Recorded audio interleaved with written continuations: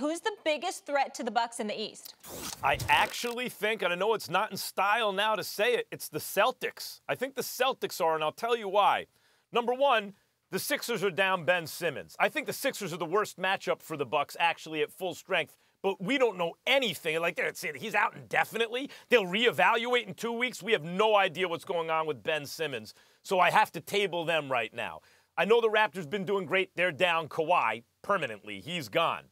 So you look at the Heat, Stephen A., there are reasons to like them. You've been talking a lot about them. But when I look at every other team in the East, and maybe I'm too old school this way, I ask myself, who has the player where the best player on that team is capable of being your primary scoring option, at least, on a finals team? And I think that's the Celtics. I think Jason Tatum is a special and different kind of talent. Talent plus the polished game already. And he's starting to really come into his own. I think his development was hampered by Kyrie last year, actually, who's really ball dominant, and there were locker room issues. And I understand what, Stephen A., you talked about, Gordon Hayward and the coach and all that stuff, but Hayward is healthy. Jaylen Brown is balling.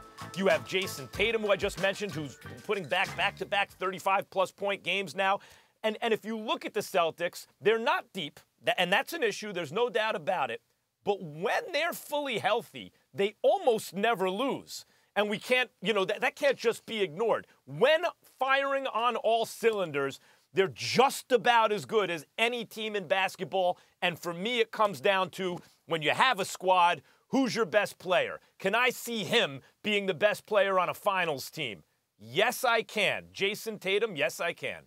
I don't believe it. I believe in Jason Tatum. I believe that Jason Tatum is big time, that he's a superstar in the making. He's a star now. And to think about the fact that the Lakers passed up on him to grab Lonzo Ball, passed up on De'Aaron Fox to get Lonzo Ball, that's a different subject for another day. But I will tell you this. When I look at the Milwaukee Bucks, clearly the creme de la creme of the Eastern Conference this year, how do you beat them? I think the team that comes to my mind is the Miami Heat.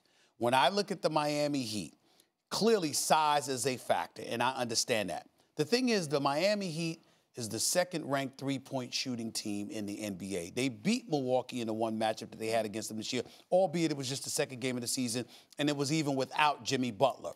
But when I watched the game last night against Toronto, you got Toronto miniature guys, Kyle Lowry, Van Vliet, and those guys, okay? It's difficult to shoot over these guys. They come out, they send taller guys out on the wing, and then if you drive into the teeth of their defense, they got a bunch of trees waiting for you in Milwaukee. How do you offset that? By having bigger dudes who can shoot perimeter shots.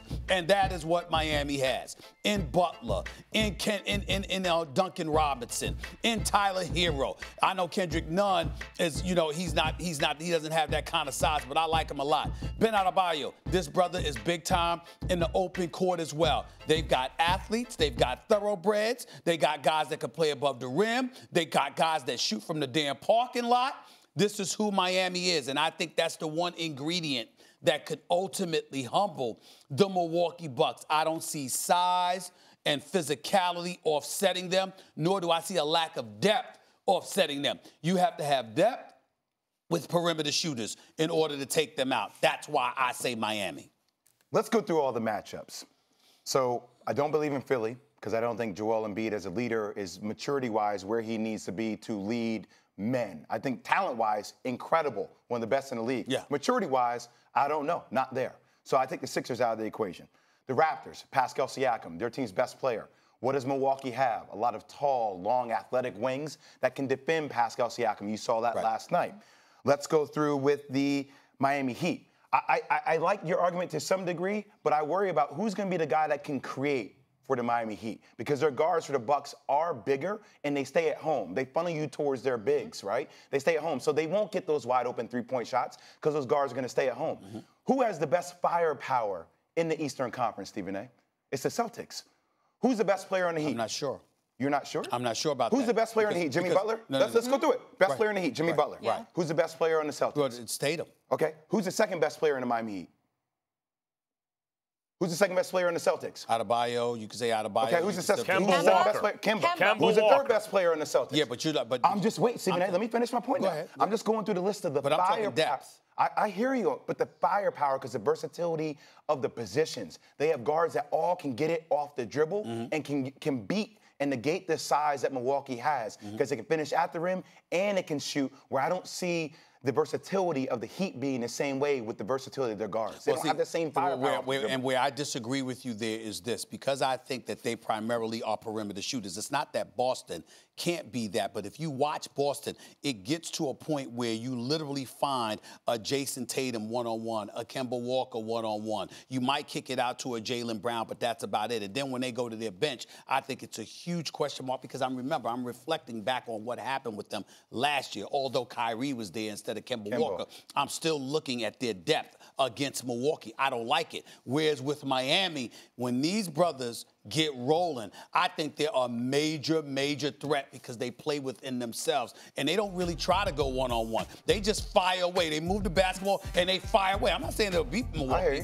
I'm saying that's the best chance to beat Milwaukee, playing that way. And I don't see Boston playing that way, because they have the weapons that you said that they have that can break you down. And that's the problem.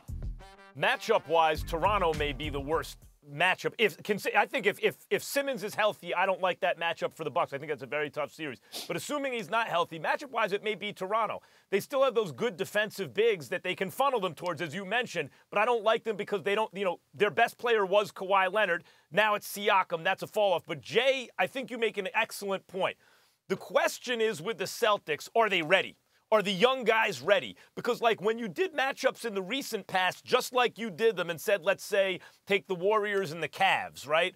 And you said, who's the best player in the series? Even if you think it's LeBron, the next 4 were on Golden State. They were going to lose. If you do it like that, the Celtics look better than all the teams in the East. Thanks for watching ESPN on YouTube. For more sports highlights and analysis, be sure to download the ESPN app. And for live streaming sports and premium content, subscribe to ESPN+.